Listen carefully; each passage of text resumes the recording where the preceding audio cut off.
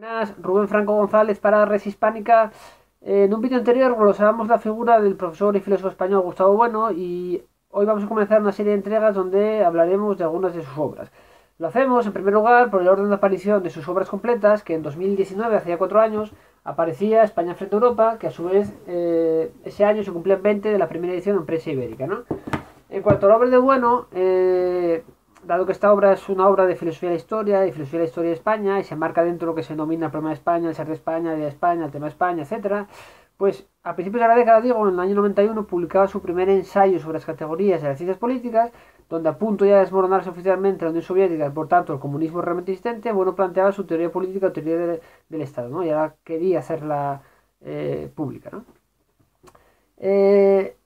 Este libro, digo, España frente a Europa, pues se enmarca dentro de lo que han sido polémicas en el siglo XX muy importantes, ya venían de antes, claro, pero el 98, digamos, marcará, pues como pueden ser pues las de Calvo Sarias Laín, Pedro Algo, ¿no? España sin problema o como problema, o la de Sánchez Albornoz, Américo Castro, España misma histórico, la realidad histórica de España, o por ejemplo, obras como las de Ortega, pues hace un siglo, ¿no? Pues España invertebrada, o a finales, en el 85, España inteligible, Razón histórica de las Españas de Julián Marías.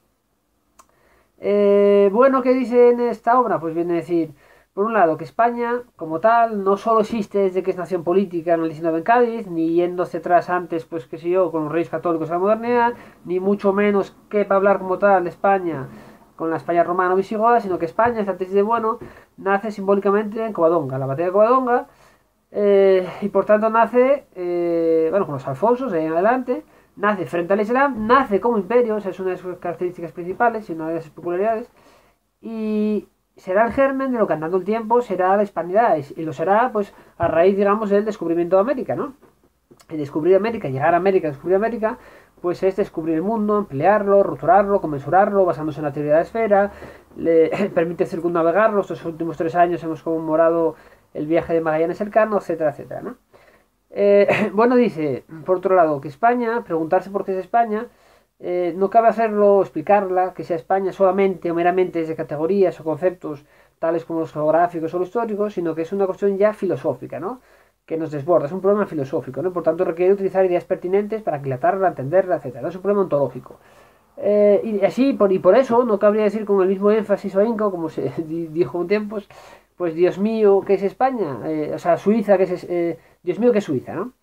Por ejemplo, en la película El tercer hombre de Carol Reed del año 49, en la famosa escena de la Noria, pues al bajar, Harry Lime Orson Welles dice a Joseph Cotten, ¿no? Su amigo que viene en su busca, etc. Le dice que ha dejado en la Italia de los Borgia en 30 años, conspiraciones, asesinatos, pero ¿cuál es el legado? Pues es Miguel Ángel, Da Vinci, el Renacimiento. En cambio, en Suiza, 500 años de prosperidad, de democracia, amor, tranquilidad, el reloj de Cuco, ¿no? Dice irónicamente, ¿no? Pues un poco esto. ¿Qué pasa? Pues bueno, también plantea en su libro muchas cosas, pero por ir ya muy rápidamente, pues dos tipos de su teoría del imperio, pues distingue lo que son los imperios generadores y los imperios depredadores. España, para irnos al caso concreto de América, de hispanidad, no solo América, ¿no? Pero en fin, pues sería un imperio general, ¿por qué? Porque sería aquel ortograma, forma de conciencia política, que, basándose en la teoría y llevando a la praxis política, digo, pues pretendes elevar al nivel de vida de los ciudadanos de la península a aquellos seres, a aquellos entes que descubre. ¿Qué requiere esto? ¿Qué supone esto? Pues que tuvo que haber y hubo toda una serie de debates éticos, morales, jurídicos, teológicos, etcétera. Véase como un hito pues, a mediados del 16 la controversia de Valladolid, entre ese pueblo de las casas, la cuestión del indio, de la propiedad, de la guerra justa, ya desde antes, ya de Isabel, desde los primeros años, pues la cuestión de si se podía o no esclavizar, la cuestión de dónde ponemos el límite de lo que sea la persona, si permitimos la antropofagia o no, es un límite ya irreversible, etcétera, ¿no? Entonces supone que la lengua es un elemento fundamental, la lengua es compañera del imperio, nebrija, supone la evangelización, la religión, etcétera, ¿no? Construir, en fin, universidades, la primera de Santo Domingo de América, como tantas veces se recuerda, etcétera, etcétera, ¿no? Un poco en ese sentido, es decir, los mismos derechos y deberes, ¿no? Y el mestizaje como labor clave. Y siempre muchas veces me gusta recordar, salvando lo que haya que salvar, pues el fragmento de que han hecho los romanos por nosotros, ¿no? De Monty Python, la vida de Brian. Y por otro lado, el imperio generador sería el típico de metrópoli y colonia, véase Inglaterra y Holanda, donde se separa o se extermina, que no molesten, etcétera. No se hace nada por integrar realmente a esas sociedades, ¿no? Por tanto, esta obra, España frente a Europa, es una lucha ya en los 90 contra la hispanofobia y la isla negra, como después harían algunos de sus discípulos y autores bestsellers. Un saludo para Res Hispánica.